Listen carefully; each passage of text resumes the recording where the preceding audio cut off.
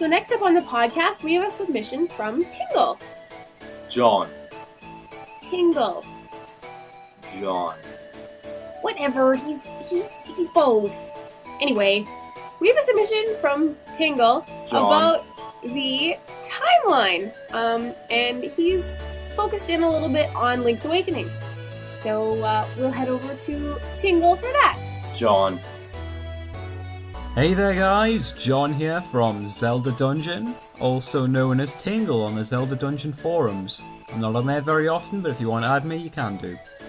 This is a one-off podcast segment known as the 1 hour Zelda Timeline Crash Course.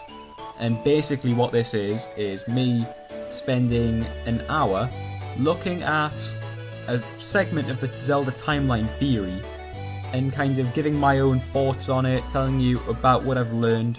It's not supposed to be incredibly in-depth and it's not always going to be completely correct. It's just me, who's not someone who spends a lot of time looking at the timeline theory, but it's somebody who has a somewhat interest in it and wants to learn a bit more. So I'm not going to spend too long doing this. I'm going to spend an hour looking at each argument, and then I'm going to give my thoughts on it in a little conclusion as to what I think. Obviously there's going to be some missing things here, so bear with me on that. I am just trying to, as I say, crash course. We're going to be looking at where does Link's Awakening fit into the Zelda timeline debate.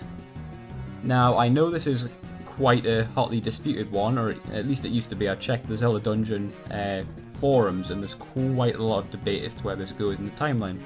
So I did spend a lot of time of the hour looking on there to see what I could find out. The two arguments that I found were the most prominent were that it takes place after A Link to the Past, and the other argument was that it takes place after the Oracle's games, so Oracle of Ages and Seasons, the linked ending. So I'm going to look at both of those, and I'm going to have a look at the arguments, why and why not. So yeah, and then I'm going to give a little conclusion. So without further ado, let's go into the first argument, and that is that it takes place after A Link to the Past. Well, the first reason why is pretty easy to understand. Link's Awakening came out in 1993. At the time there were only 3 other Zelda games out: Legend of Zelda, Zelda 2 Adventure of Link, and Legend of Zelda A Link to the Past. Now, the game followed on pretty much directly at that time. It couldn't fit on the end of Legend of Zelda. It probably didn't fit on the end of A Link to the Past, especially due to the backstory, which we'll get into in a minute. So it only seemed possible that it could fit on the end of A Link to the Past. So yeah.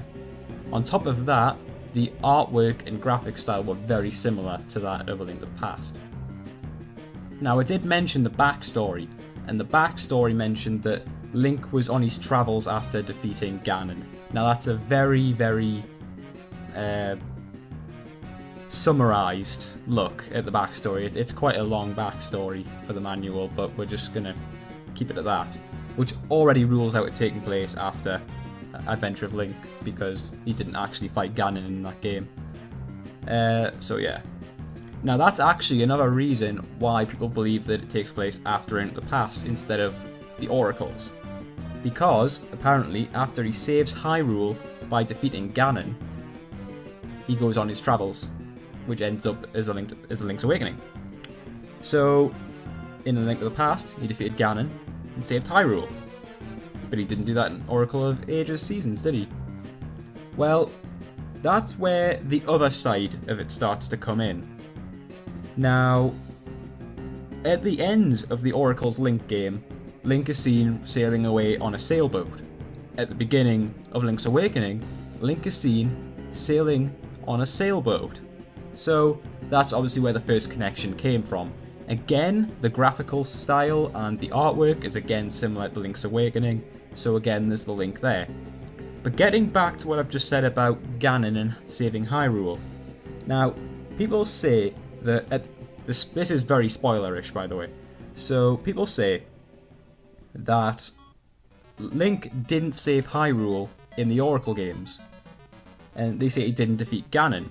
Now, to me, you can possibly argue that he didn't save Hyrule, but for me, you can't argue that he didn't defeat Ganon.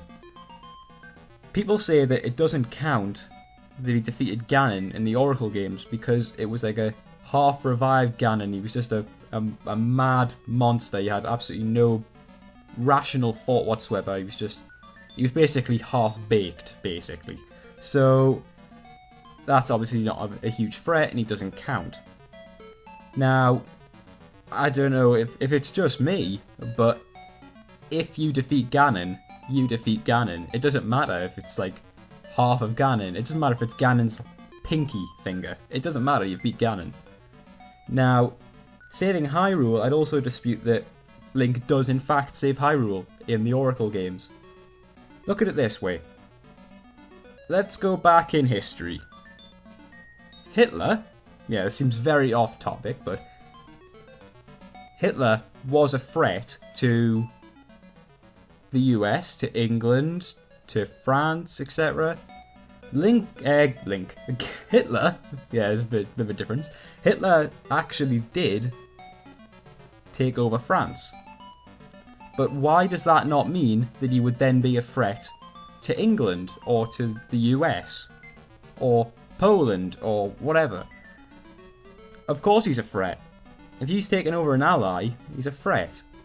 If he's now expanding, Ganon, if he takes over Holdrum, Labrina, whatever, if he takes them over, of course he's a threat to Hyrule. I mean, it's Ganon, he's not going to just stay there. Also, at the end of the Oracle games, Zelda's there. Zelda, Princess of Hyrule. If he kills Zelda, or physically harms Zelda, he's a threat to Hyrule. Now, that's my opinion on the topic, but that's how I see it anyway. So we'll move on. At the end of Link's Awakening, Link battles the Nightmare creature. And two of the nightmares in that are Ganon and Aghanim from A Link to the Past. So Link must have some knowledge of their existence, and so he must be linked to the A Link to the Past Link. Now, that is the argument for it taking place after A Link to the Past, and while I do agree with that, there's also a theory that this could also represent the Ganon and Aghanim from the Oracle games. And I know what you're thinking, where is Aghanim in the Oracle games? Well, Aghanim's actually the mini-boss of the Dancing Dragon dungeon in Oracle of Seasons.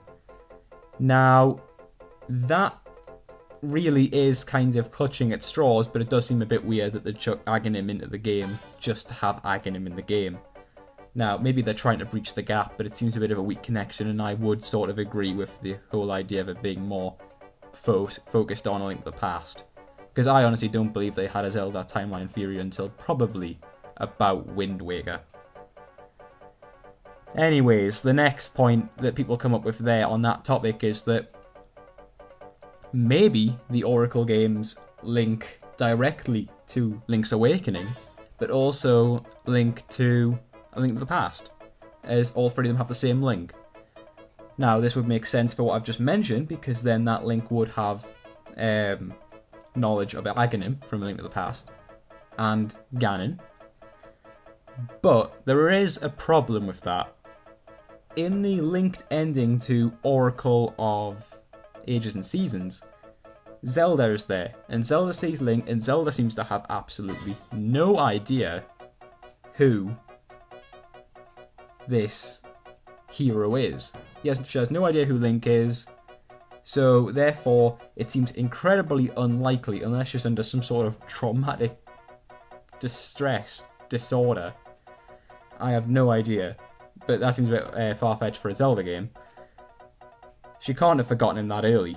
Come on, if it's the same Link, and they both look pretty much the same, for her to forget who he is from A Link to the Past to Oracle of Ages Seasons seems a bit unlikely to me. So I would say that that is a bit of a flaw in that theory. So I've looked at the Zelda timeline. I know it's been very, very brief, and it's just a couple of points. It's basically just a crash course in the whole thing. So, looking at the Zelda timeline, I would like to say that it probably does go Oracles to Link's Awakening. I can see why people think it's the other way. I just always have preferred to think of it as Oracles linking to Link's Awakening. Because anywhere else on the Zelda timeline, it seems very, very improbable that oracles would be there, and this just seems like the most natural fit. Of course, this is just a 1 hour crash course theory, so it's not very in-depth, and there's probably lots of plot holes in there that I haven't gone into.